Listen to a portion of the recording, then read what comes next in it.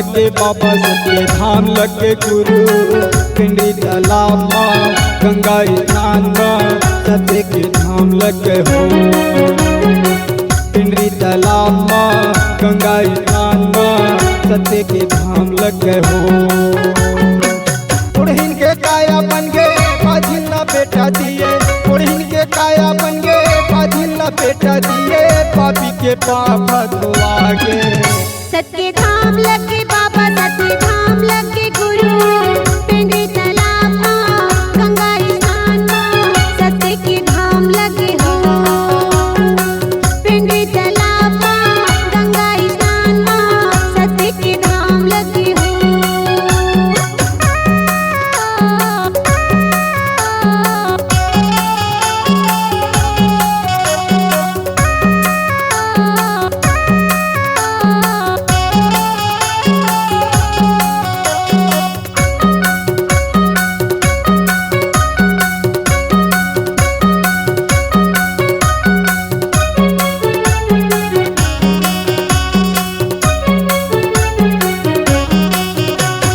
सब छोड़े बाबा उतरिए पानी माँ जाके नहात है बेकर बन गए जिंगानी हाँ।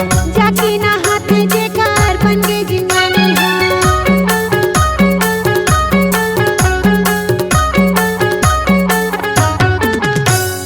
सब छोड़े बाबा उतरिए पानी माँ जाके नहात है बेकर बन गए जिंगानी हाँ।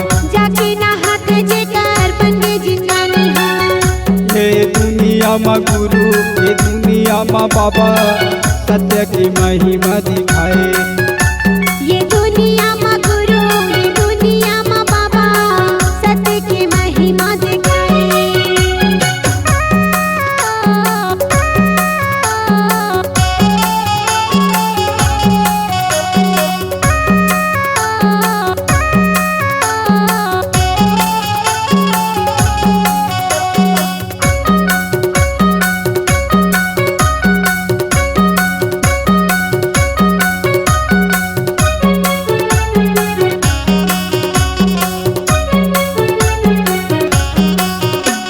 नरियर पान सुपारी धर के तोर चरण में जाते हैं अपन तन के दुखला बाबा वहाँ गा गोहराते हैं। अपन तन के दुखला बाबा वहाँ गा गोहराते हैं।